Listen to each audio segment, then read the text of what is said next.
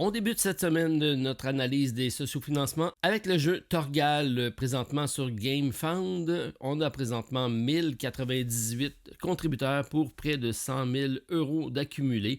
Un bon début de campagne pour ce jeu tiré d'une bande dessinée fort apprécié. 1 à 4 joueurs, 120 minutes par partie, 14 ans et plus. C'est un jeu d'exploration coopératif qui sera malheureusement pas disponible en français puisqu'il y a beaucoup de langues de débloquer.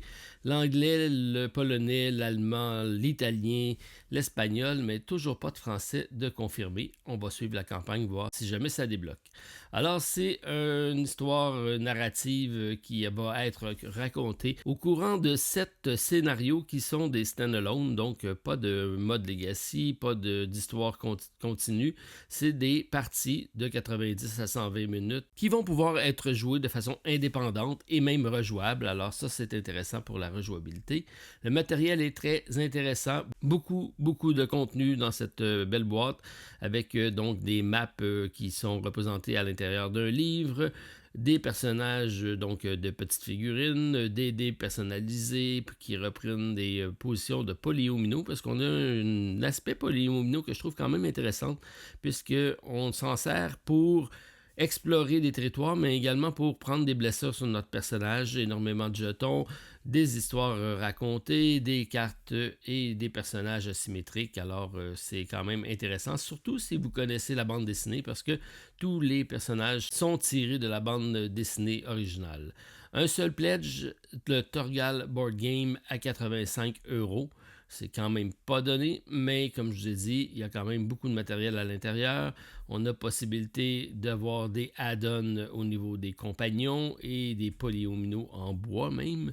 On va avoir beaucoup de stretch goals qui vont être débloqués. C'est intéressant avec de nouveaux personnages et des figurines supplémentaires. Donc ça, c'est quand même intéressant. Il y a la possibilité d'aller consulter les règles qui sont disponibles à même la campagne. On a quand même pas mal d'informations, des vidéos de disponibles également, mais très peu d'informations en français, comme je l'ai dit, puisque présentement, c'est pas disponible dans notre langue. Alors c'est un jeu à suivre, intéressant et intriguant avec son aspect différent d'exploration avec l'aide de polyomino. Ça me semble respecter l'esprit de la bande dessinée que je connais quand même relativement bien. Alors pour les intéressés, les adeptes de la bande dessinée assurément, pour les autres, pour un jeu d'exploration peut-être différent avec l'aspect polyomino. Il y a un mode solo, mais il n'y a pas de français pour l'instant. Alors, on va suivre la campagne de près.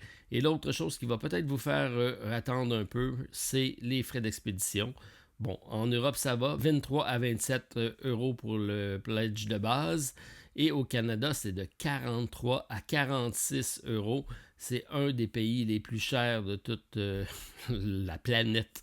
Alors, ça, moi, ça me refroidit un peu. Donc, ça reste peut-être un projet que j'avais suivre de loin, que je vais attendre. Je vais voir la sortie boutique à cause principalement des frais de shipping. Mais j'aime quand même l'univers de Torgal. Alors, pour les intéressés, c'était ma suggestion de la semaine sur GameFound. Salut à tous, c'est Steve de la Société des Jeux. Aujourd'hui, on commence en force avec The Royal Limit, un jeu de Button Shine Game par l'auteur Scott Holmes, qui est très connu. Ici, nous avons un thème, nous sommes dans les années 60 en Angleterre. La révolution de la musique, de la mode, de l'art et plus encore attire les célébrités du monde entier. Les superstars sillonnent le pays en utilisant le nec plus ultra du voyage de luxe, une ligne de train destinée à l'élite, tandis que les passagers moins fortunés se bousculent pour avoir un aperçu de leurs idoles.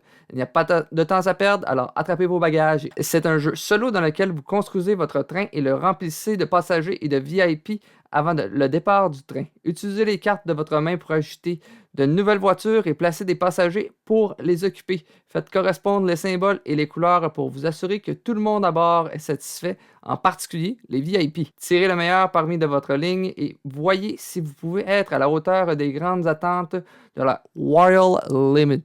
Dans le fond, c'est un jeu de gestion de 24, c'est un jeu purement solo. On va aller voir justement la campagne de quoi ça a l'air. Scott Holmes, qui est aimé et moins aimé de certains. C'est un jeu un auteur qui a été surtout connu par les Tiny Epic. Dernièrement, il y a le jeu Beer and Bread qui a été sorti par lui, que j'ai quand même bien aimé, un jeu à 2 joueurs que je vous risque de vous présenter prochainement. Donc, c'est un jeu de Button Shy, comme je vous disais. C'est les jeux portatifs qui ont été, entre autres, une compagnie qui a été repris en français. Matago qui avait repris c'est cette sigle-là. Donc ici, on va vous proposer, dans le fond, un pledge qui va vous offrir une expérience, le Simply Solo, c'est une lignée de jeux solo qui a été faite toute par Scott Helms. Justement, donc vous avez la possibilité de reprendre tout ce qu'il y avait eu dans le passé. Donc un jeu un petit peu dans la thématique du donjon, où est-ce que vous faisiez une auberge, c'est le mot que je cherchais. Sinon, il y avait des leçons de pêche aussi. Et finalement, le nouveau jeu Royal Limit, c'est un jeu justement de gestion de cartes, mais une carte avec des trains. Donc c'est dans le fond, vous allez jouer des cartes devant vous, vous allez faire une ligne de train et vous devez mettre des trains en payant le coût. Donc, si vous avez un train de 3, il va falloir défausser 3 cartes, un petit peu à la Race for the Galaxy, où est-ce qu'on paye avec des cartes nous-mêmes. Il faut toujours mettre un deuxième train, toujours un chiffre différent et une couleur différente. Nous allons pouvoir mettre aussi justement des petits tickets. Ça va être dans le fond mettre des passagers à bord. Il faut au moins avoir une couleur identique au wagon ou un chiffre identique et ça va déclencher l'effet de la carte. Comme on voit, il y a quand même beaucoup de texte. Donc, pour ceux qui ne maîtrisent pas l'anglais, je vous conseille d'attendre la version boutique qui risque de sortir. Il y a aussi des VIP qui vont avoir certaines contraintes, comme si il faut que la somme des deux passagers qui sont autour soit d'une valeur exacte de 3 pour pouvoir mettre ce VIP-là qui va nous donner des points de victoire en fin de partie. Donc, en gros, c'est ça. Il y a une expansion gratuite avec la version Kickstarter si vous voulez. Donc, c'est des jeux peu chers puisqu'il y en a, ça se glisse vraiment dans une poche. Donc, vous avez moyen même d'avoir un print and play si vous voulez voir qu'est-ce que c'est. Sinon, le jeu de base, justement, va se retrouver à 12$. Mais si vous voulez la totale avec tous les jeux et extensions du solo de la série de Scott Helms, c'est 80$ qu'on peut voir ici. Il y aura des add-ons, je crois qu'on va sûrement avoir plusieurs, justement, autres jeux disponibles de la compagnie Button Shy. Donc, on voit toutes les choses. On a un descriptif de ceux-ci. Le shipping au Canada, c'est 14$. En Europe, c'est 16$. Vous pouvez combiner plus de jeux pour économiser de l'argent. Donc, c'était la présentation du jeu The Royal Limit. Santorini, The Riddle of the Sphinx, un jeu de la compagnie Roxley Game, comme on peut voir. Donc, dans Santorini, The Riddle of the Sphinx, c'est une extension coopérative pour Santorini qui adapte l'expérience compétitive à une aventure continue dans laquelle les joueurs naviguent ensemble. Dans cette extension composée d'une série de scénarios appelés énigmes, les joueurs chercheront à remplir des objectifs tactiques pour résoudre les énigmes. Cependant, si les joueurs épuisent leur stock de pièces de la tour de Santorini avant qu'un objectif ne soit atteint, l'énigme reste non résolue et doit être rejouée. Chaque énigme résolue avec succès permet aux joueurs de progresser sur la carte de l'aventure et de débloquer de nouveaux dieux et ajouter aux futures énigmes. Pouvez-vous terminer l'aventure complète et résoudre l'énigme du Sphinx? Dans le fond, vous allez faire face, dans le fond, à des scénarios un peu, où est-ce qu'on va nous proposer un petit puzzle spatial comme on comprend du jeu de base, mais ici de manière coopérative, nous allons tenter de résoudre l'énigme, comme qui dit donc dans un merveilleux livre. Là, je vais vous laisser jouer la vidéo pour bien vous montrer ça. Donc, vous allez devoir résoudre un certain puzzle spatial pour remplir certains objectifs. Il y aura certains scénarios aussi où est-ce qu'il y aura des personnages qui vous mettront des embûches probablement. Donc, comme vous voyez, un beau livre avec plusieurs scénarios. C'est sûr qu'une fois terminé, je doute un peu de si on va réellement pouvoir le rejouer. Donc, on va aller voir ça. Comme vous voyez, la campagne est un succès monstre. Ça vient d'arriver, c'est au début de la semaine, 515 000 déjà d'accumulés. Santorini, un excellent jeu abstrait qu'on avait avec les dieux. Lorsqu'on va débloquer des dieux, c'était un nouveau pouvoir. Les pouvoirs, c'est une manière de jouer un petit peu différemment. C'est dans le fond, vous allez peut-être pouvoir vous déplacer plus vite, grimper sur des bâtiments plus hauts, ainsi de suite. Donc, c'est surtout des amateurs de ce type-là, jeu abstrait, qui vont être intéressés par ce jeu-là, avec un visuel vraiment magnifique. Donc, c'est pas mal ça. Vous avez des vidéos, on vous explique très très bien. Le visuel, encore une fois, par monsieur et madame Collington, Lina Cossette et David Forrest, qui est vraiment magnifique. Les plaids, justement, on va aller voir que le Deluxe, c'est justement que 65$ américains. Juste l'extension, Donc, on va aller voir qu'est-ce que ça comprend ensemble. Donc, le Pledge Panthéon Édition Deluxe, c'est le jeu de base, justement. Vous voyez, avec des petites encavures. Donc, même si vous accrochez le plateau, ça ne devrait pas tout se déplacer. Avec un merveilleux insert aussi qui va être compris à l'intérieur. Ça, on voit les dieux qui sont disponibles. Ici, il y a peut-être des dieux qui étaient seulement disponibles justement lors de promos qui seront disponibles dans cette version-là. Donc, un petit visuel peut-être un petit peu amélioré qui était très très blanc.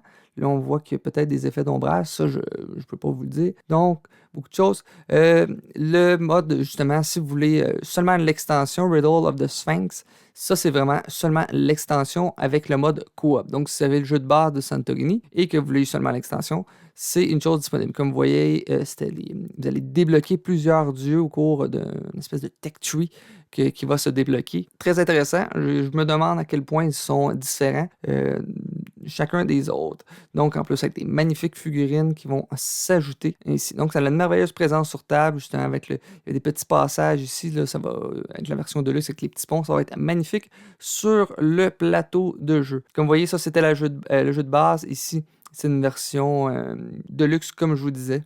Donc, une campagne qui présente vraiment très, très bien les choses. Vous pouvez juste prendre un upgrade kit aussi si vous voulez améliorer le jeu de base que vous avez. Vous allez voir plusieurs stretch goals qui semblent qui vont être débloqués au courant de la campagne. Un jeu qui va être livré dans un an, puisque nous enregistrons au mois d'avril. Niveau du shipping, si on regarde au Canada, ça va être 19$ canadiens à 26$ canadiens. Donc, des prix là, qui s'en viennent de plus en plus raisonnables. Sinon, au niveau de la France, que nous allons trouver... On va finir de trouver ça. La France, ça devrait être quelque part ici, j'imagine. Ah, France, même chose que nous. C'est difficile à boire, il fallait juste que je continue de lire ma ligne. Donc, la France qui est juste ici. Donc, le même prix. Pour la Belgique, ça va être un petit peu plus cher avec des frais de votre VTA qui sera disponible justement dans le Pledge Manager. Donc, c'était pour l'extension justement de Santorini. C'est The Riddle of the Sphinx. Et finalement, le jeu bébel de la semaine, le jeu le plus deluxe. Je croyais que Santorini avait donné quelque chose de deluxe, mais ici, avec Fractured Sky de EV Game, une compagnie qui a fait, entre autres, dernièrement Mythic Mischief, mais qui a eu un grand succès avec Moonraker, un jeu avec un matériel vraiment d'une visuel complètement magnifique. Donc, dans Fractured Sky est un jeu de déduction, de stratégie sournoise et de gestion de ressources qui se déroule sur une île fantastique. Les joueurs mènent leur royaume dans la chasse aux éclats d'étoiles filantes fracturées, dont on dit qu'elle exauce les souhaits de ceux qui peuvent en amasser suffisant. En gros, c'est des points de victoire. À l'aide de dirigeables, les joueurs envoient leur armée dans les régions avec les éclats d'étoiles. Mais les trouver n'est pas toujours facile et embaucher des voyants pour prédire leur chute peut valoir l'investissement. Au fil du temps, les joueurs augmenteront leur présence sur l'île en plaçant des bâtiments permanents pour leur donner des avantages comme des ressources supplémentaires ou augmenter la taille de leurs effectifs. Un seul vœu sera exaucé, alors qui amassera le plus d'éclats avant que la dernière étoile ne tombe. Donc, un jeu assez particulier, mais avec un matériel de fou. On nous offre une version une version retail, mais je vais vous montrer vraiment qu'est-ce qu'on nous présente. Donc, en gros, le jeu, comment se joue-t-il? C'est un jeu de majorité qu'on va avoir sur le jeu. Comme vous voyez, vous avez des plateaux vraiment magnifiques. Je vais essayer d'aller en haut, je crois qu'on voit beaucoup mieux le jeu comme ça. Donc, vous allez avoir des objectifs. À chaque ronde, il y aura justement des points de victoire, les éclats d'étoiles qui vont s'ajouter avec les cartes au-dessus, mais il va y avoir des objectifs qui vont être en fonction de la ronde. Donc, la première ronde va avoir un certain endroit qui va falloir être majoritaire, un autre endroit, la deuxième ronde, ainsi de suite. On a le choix de placer des unités sur le plateau pour récolter des ressources, mais aussi de justement consulter des voyants pour voir les cartes qui sont en bas. Lorsqu'on fait ça, on va pouvoir récolter une ressource qui se retrouve sur le territoire qu'on voit. Donc, il y a un aspect de déduction, puisque si nous prenons un bois, tout le monde sait que l'objectif de cette ronde-là va contenir du bois, donc ça va réduire les territoires. Donc, si un deuxième joueur, il va et il prend de la pierre, on sait très bien que c'est l'emplacement qui a du bois et de la pierre, donc on a révélé ça à tout le monde. Il y a Ici, si nous plaçons justement nos dirigeables, nos petites armées, nous allons avoir des petits jetons dessous de notre paravent. C'est des jetons qui vont de 1 à 10. Nous allons mettre notre jeton qui va être aimanté, donc qui va être caché sur un emplacement. Et c'est celui qui va être le plus haut qui va l'emporter. Par contre, on peut mettre plusieurs, de mémoire, on peut mettre plus d'un dirigeable, mais si on dépasse 10, si nous avions, exemple, 12, donc il y a 2 de trop, nous allons diminuer chaque jeton de 2. Donc, il faut faire attention de ne pas trop mettre de trucs sur le plateau au même endroit. Avec un matériel vraiment très, très intéressant. Donc, c'est un jeu vraiment de déduction avec un matériel de fou. Qu'on va retrouver un peu comme Mystic Mischief, qui avait un succès mitigé, mais qui a un matériel complètement magnifique. Donc, on va aller voir les pledges disponibles. Il y en a 3 de mémoire qui vont être disponibles. Il va y avoir des stretch goals qui vont être débloqués en fonction de certaines choses qui vont arriver. Là. La campagne va très, très, très, très bien. Donc, la campagne est bien expliquée. Vraiment, on voit toutes les petites choses. On va pouvoir mettre des bâtiments entre certaines zones qui vont nous donner soit des ressources ou qui vont augmenter justement notre présence sur les emplacements de ceux-ci. Pour voir justement la petite vidéo qu'ils ont faite avec Paula Deming et Zee Garcia et Tom Vassell, qui est vraiment très très bien. Le début de partie nous explique très bien comment se joue le jeu. Il y a aussi un mode solo et 2 joueurs qui peut être intéressant, qui va rajouter un automa pour rajouter de la tension, puisque c'est vraiment un jeu que je crois qui va prendre de l'intérêt. Plus qu'on y joue à 4 ou 5 joueurs, parce que c'est un jeu de 1 à 5 joueurs de 45 à 75 minutes. C'est un jeu qui est disponible seulement en anglais. On parle justement la version Deluxe ici, on parle quand même d'une boîte assez épaisse, mais avec un matériel conséquent qui est vraiment magnifique. Il y a une version Retail aussi qui va être disponible. Si nous plédions aussi dans les premières heures, il y a la possibilité d'avoir des miniatures peintes, mais je trouve les miniatures déjà jolies. Déjà à la base. Donc, si nous prenons la version Retail, c'est que tous les petits vaisseaux sont des tokens. Vous n'avez pas tout ça, donc personne ne va prendre ça. Il n'y a aucun intérêt vraiment de prendre cette version-là.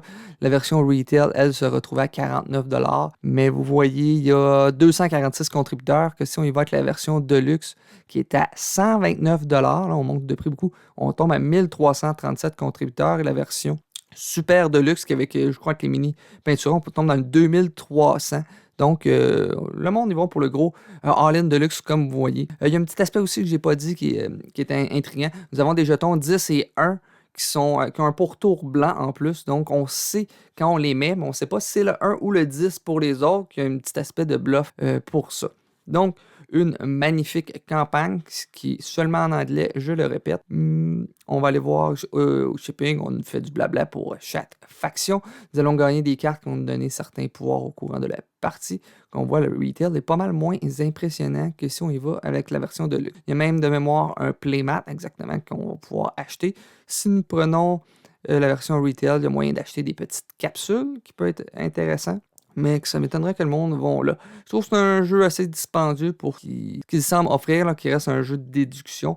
Donc, au Canada, ça va être 28$, donc assez dispendieux. Sinon, en France, ça risque de tourner autour de 20$. Je présume que c'est la zone 1. Et France, justement, la zone 1. La Belgique aussi. Nos amis de la Suisse aussi. Non, Switzerland sont en 2, donc c'était 28$. Donc, c'était le résumé pour la campagne de Fractured Sky. Dites-nous en commentaire quel est le jeu qui vous intéresse le plus au courant de cette semaine. Sinon, moi, c'était mon dernier jeu, donc je vous souhaite une excellente fin de journée. Ciao!